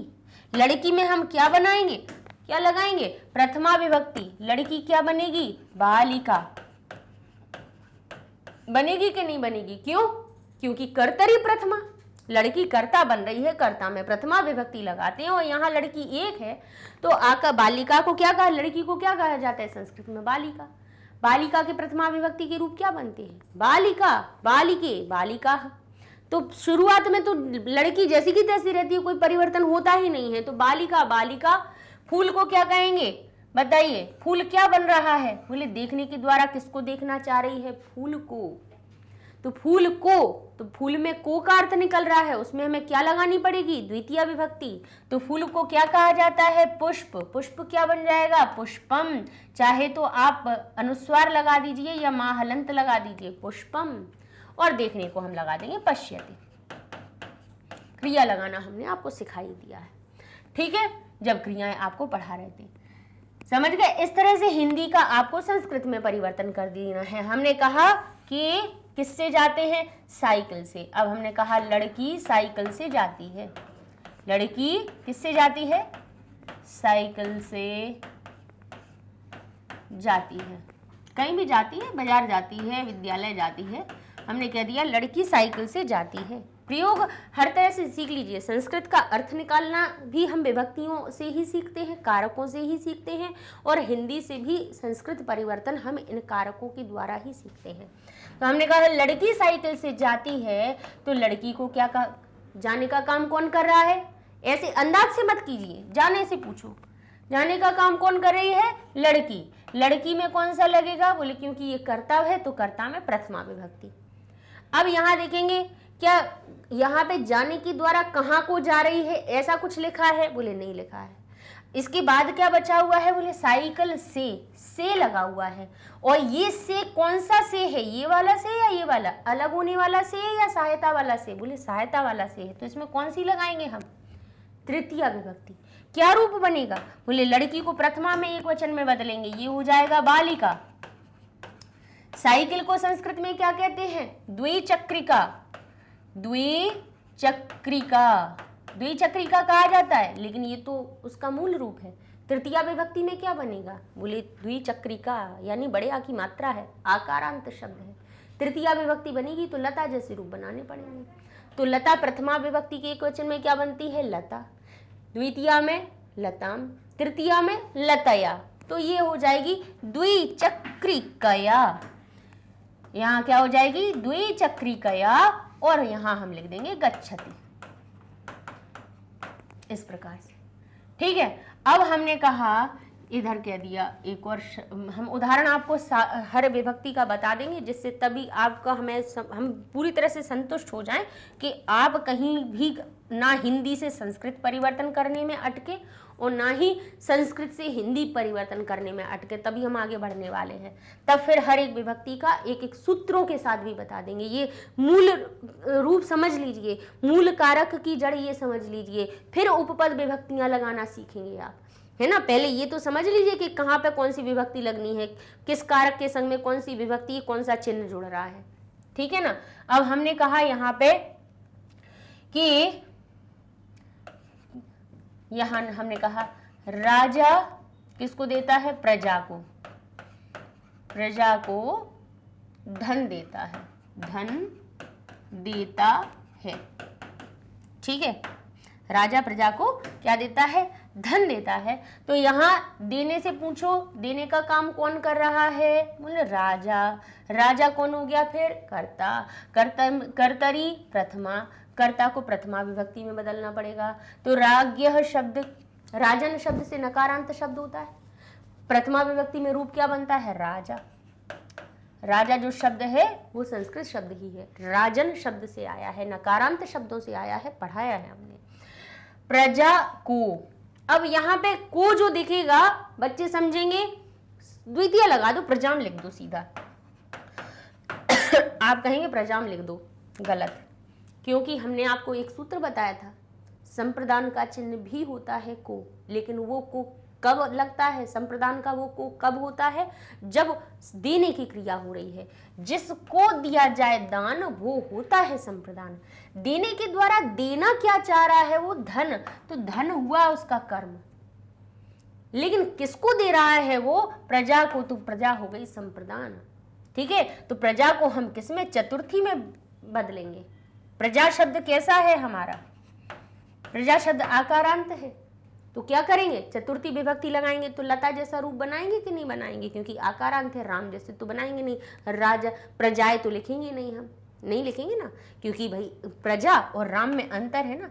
राम में क्या लगा हुआ है? छोटा आ है, और प्रजा में क्या है? बड़ा आ है, तो लता जैसे रूप बनाने पड़ेंगे। चतुर्थी विभक्ति में रूप क्या बनेगा? लता, लताम, एक वचन के रूप बोल रहे हैं हम, लता, लताम, लतया, लतायई, तो यहां हो गया हमारा प्रजायई।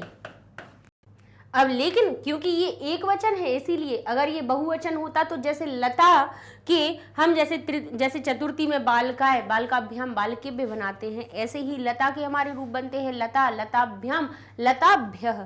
तो यहाँ पर अगर प्रजा अगर हम बहुवचन में बनाते तो बन जाता प्रजा, प्रजायई, प्रजाभ्यः, प्रजाभ्यः, ठीक है। लता जैसे रूप बनाते, अभी हम एक वचन में ही आपको बता रहे हैं। तो यहाँ पे हम चतुर्थी में ये कर दिया। धन हमारा क्या हो गया? द्वितीय विभक्ति में, तो धन को बना देंगे हम धनम, और हम लिख देंगे ददाति। राजा प्रजायई धनम ददाति, राजा प्रजाभ्यः धनम ददाति, ठीक है। अब यहाँ पर को हो गया। अब हमने कहा सर्प निकलता है, या फिर हम चलिए साधारण से एक बता देते हैं कि जैसे सर्प बिल से निकलता है, या फिर हमारी मैं घर से निकलता हूँ, या हम कह सकते हैं कि मैं घर से विद्यालय जाता हूँ। अब जैसे हमने कहा मैं घर से विद्यालय जाता हूँ,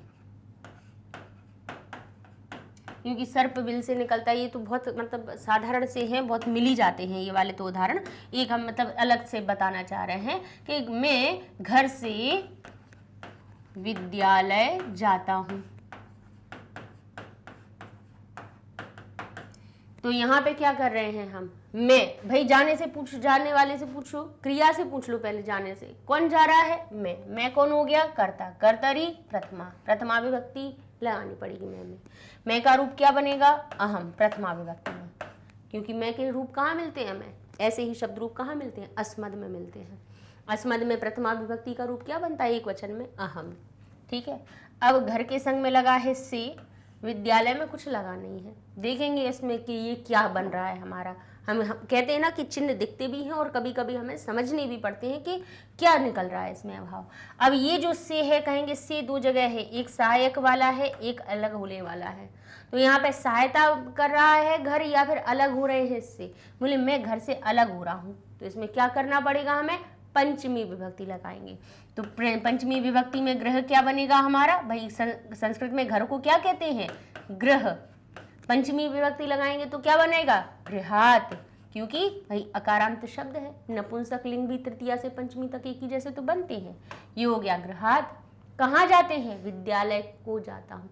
जाने के द्वारा कहाँ को जाना चाह रहे हैं, जाने से जरूर पूछना, जाने की क्रिया हो रही हो और कहीं कोई स्थान दिया हुआ हो। वैसे तो स्थान क्या बनता है, आधार बनता है, आधारो अधिकरणम, अधिकरण सप्तमी लगती है, लेकिन जाने की क्रिया में जरूर इस बात को पूछना कि उस जाने से पूछना कि कहाँ को जा रहे हो, किस जगह को जा रहे हो, तो कहेंगे विद्यालय को जा रहा हूँ, है ना। तो विद्यालय हमारा क्या बन जाएगा, कर्म बन जाएगा, और इसमें कर्मणि द्वितीया, तो विद्यालय बन जाएगा विद्यालयम गच्छति।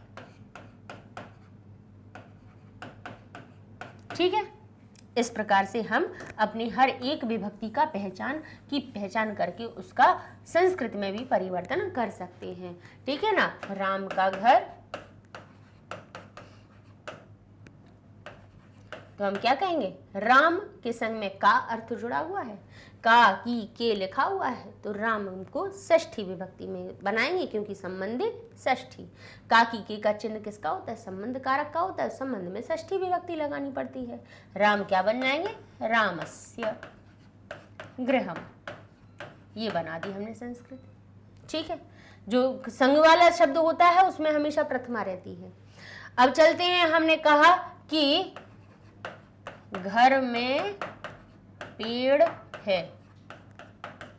ठीक है, घर में पेड़ है, तो अब घर के संग में लगा हुआ है, पेड़ में कुछ है नहीं है, केवल साधारण क्रिया के साथ में भी नहीं है, मूल क्रिया कुछ हो नहीं रही है, लेकिन ऐसे लिखा हुआ है। कैसे संस्कृत में परिवर्तित कर देंगे, साधारण वाक्य को बदलने में बच्चे और ज्यादा डरते हैं। क्रिया के संग वाला तो बहुत जल्दी बना देते हैं, जब क्रिया नहीं होती तो उसमें बड़ा बच्चे समस्या करते हैं। लिखा घर में, तो घर के संग में कौन सा चिन्ह है, में कहाँ आता है, कहेंगे अधिकरण में, अधिकरण का चिन्ह होता है में, और अधिकरण सप्तमी, अधिकरण में सप्तमी विभक्ति लगानी है। पेड़ में क्या लगाना है, बोले यहाँ पेड़ क्या कोई क्रिया कर रहा है, बोले नहीं कर रहा है, तो क्या कर रहा है, बोले यहाँ तो केवल उसकी पहचान बताई जा रही है कि घर में पेड़ है, काम कुछ नहीं हो रहा है, केवल पहचान बताई जा रही है। तो प्रथमा विभक्ति कर्ता के संग संग में हमारी किसमें पहचान बताने के लिए भी होती है, तो इसमें हम लगा देंगे प्रथमा विभक्ति। तो घर में सप्तमी लगाएंगे तो गृह शब्द बनेगा ग्रहे, जैसे, क्योंकि मूल क्या होता है ग्रह, सप्तमी विभक्ति लगाएंगे ग्रहे बन गया। अब घर में ग्रह का अर्थ निकल आया, घर में मैं का अर्थ जोड़ दिया इसमें एक ही मात्रा ने। पेड़ है, पेड़ को क्या कहेंगे, वृक्ष, वृक्ष में प्रथमा लगानी पड़ेगी, क्योंकि पहचान बताया जा रहा है, वृक्ष तो हिंदी भी हो गया। अब इसको संस्कृत बनाएंगे, विभक्ति लगानी पड़ेगी, प्रथमा विभक्ति का एक वचन का क्या लगाएंगे, तो वृक्ष बन जाएगा वृक्षः, बालक जैसे रूप बनाएंगे। ग्रहे वृक्षः, और अकेला है, हूँ, हो, किसी क्रिया के संग में ना हो, तो उसके लिए हमने आपको अस धातु के रूप बताए हैं। तो हमारा एक वचन के लिए, प्रथम पुरुष एक वचन के लिए जो शब्द बनता है अस्ति, है को अस्ति में बदल देंगे।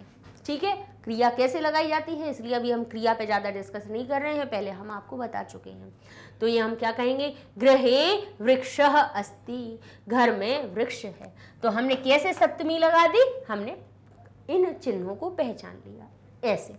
तो इस प्रकार से अगर आपने इतनी चीज समझ ली तो आप संस्कृत से हिंदी और हिंदी से संस्कृत परिवर्तन करना बड़े आसानी से सीख जाएंगे। तो मूल चीजें समझ लीजिए, कारक समझ लिया है, शब्द रूप धातु रूप हमने पढ़ा ही दिए हैं। तो अब हम एक एक विभक्तियां, अब आगे जो हमारा लिखा है ना कि कारक उपपद विभक्ति, कारक और उपपद विभक्ति क्या है ये और समझाए दे रहे। कारक हमने समझा दिया, कारक के संग में विभक्तियां, मूल विभक्ति लगाना सिखा दी कि ये तो लगनी ही है। लेकिन अब आएंगी कुछ टर्म्स एंड कंडीशंस। कहते हैं ना कि हमने कहा कि ये जो हमारा एक ऑर्डर हमने लिया, मान लीजिए हमने ऑर्डर लिया और उसको कैंसिल कर दिया, लेकिन वो कैंसिल नहीं हुआ। क्यों नहीं हुआ? हो जाना चाहिए था, क्योंकि हमने उसकी टर्म्स और कंडीशंस नहीं देखी। होती ना कि ये जो स्टार लिखते हैं कि स्टार स्टार, ये टर्म्स एंड कंडीशंस हैं, इनको पढ़ लो, ये अप्लाई हो रही हैं, इसलिए ऑर्डर कैंसिल नहीं हो रहा है। तो ऐसा ही अब होगा उपपद विभक्ति। उपपद विभक्ति क्या होती है? बोले कारक तो है ही, लेकिन कारक वाले जो शब्द होंगे, जो शब्द बनेंगे, उनके पास में उप का मतलब होता है पास में, और पद का मतलब होता है एक कोई भी शब्द। उन कारकों के साथ में कोई ऐसा शब्द जुड़ जाए कि वो विभक्तियों को ही बदल दे। यानी बिल्कुल सही है कि प्रथमा, कर्ता में प्रथमा लगनी है, लगेगी, कर्म में द्वितीया है, लगेगी, करण में तृतीया है, लगेगी, संप्रदान में चतुर्थी लगेगी, और ये चिन्ह जुड़ेंगे। लेकिन कई बार ऐसा होगा कि जहां पर शब्द हमें दिखेगा, जैसे हम कहेंगे उपपद विभक्ति इसलिए समझाए दे रहे हैं क्योंकि आगे हम यही पढ़ने वाले हैं। जैसे हम कह देंगे कि पुत्र पिता के साथ, एक उदाहरण दे रहे हैं, जाता है। फिर आगे हम हमारे जो कारक के एक एक करके अब हर एक विभक्तियां हमें उपपद और समझानी है।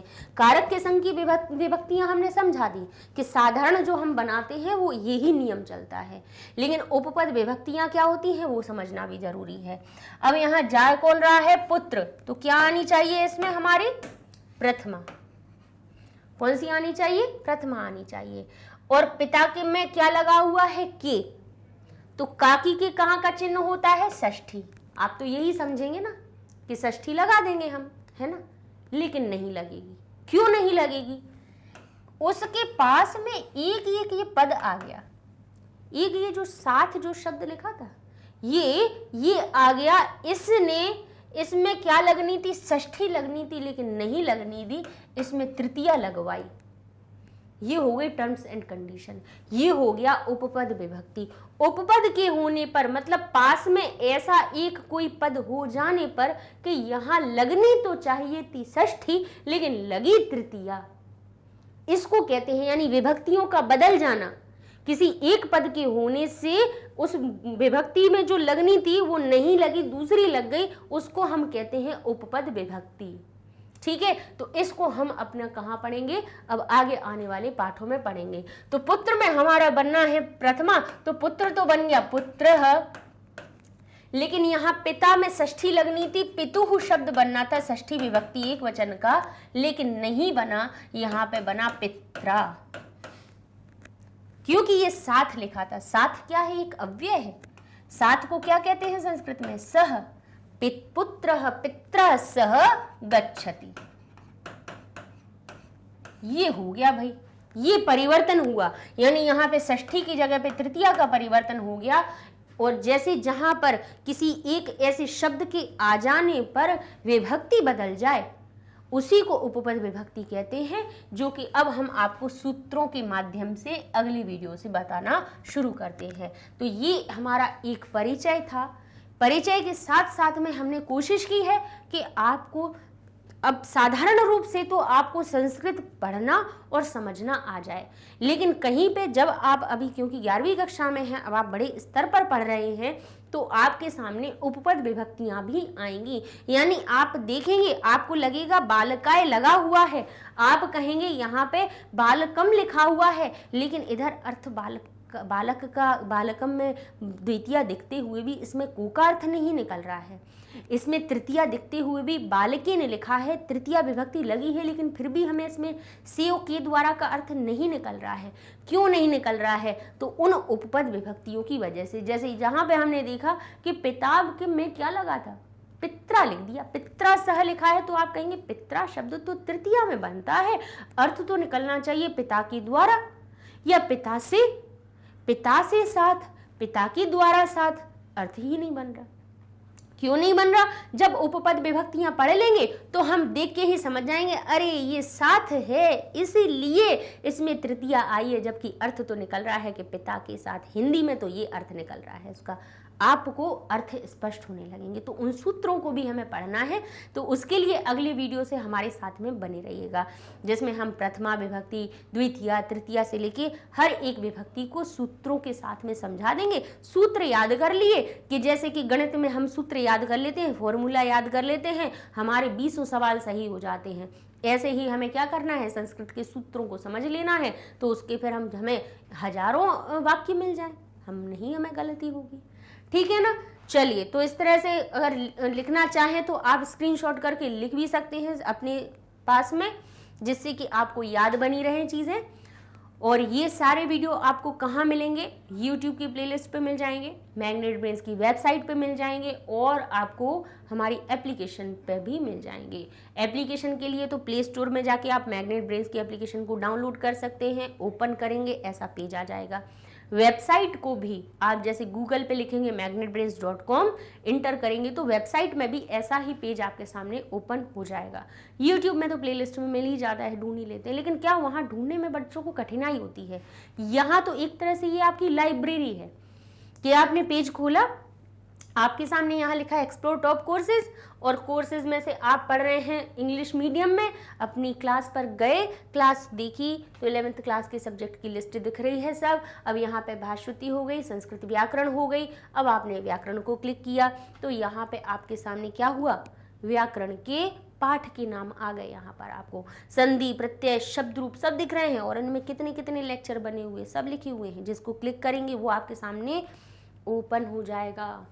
पाठ के एक एक टॉपिक के संग में नाम के साथ में लिखा हुआ है कि इस वीडियो में ये पढ़ाया जा रहा है, इसमें ये पढ़ाया जा रहा है। कितने एक पाठ के 20-22 लेक्चर बनाए हैं, तो उनमें हमने क्या क्या पढ़ाया है सब एक तरह से लाइब्रेरी है। बस एक में गए सारी चीज़ें मिल जाएंगी। ठीक है ना। कैसा लगा वीडियो बताइएगा। आगे मिलते हैं अगले वीडियो में, जिसमें कि अब हम कारक की पहचान के साथ साथ, पहचान हमने हालांकि सामान्य परिचय में सब कुछ बता दी है, लेकिन अब आगे वाले वीडियो में हम कारकों के संग में उपपद विभक्तियां, मतलब और कहाँ कहाँ पर उस विभक्ति का प्रयोग होता है, उसको हम सिखाएंगे। तो बने रहिएगा मैग्नेट ब्रेन्स के साथ में। मिलते हैं अगले वीडियो में, तब तक के लिए धन्यवाद।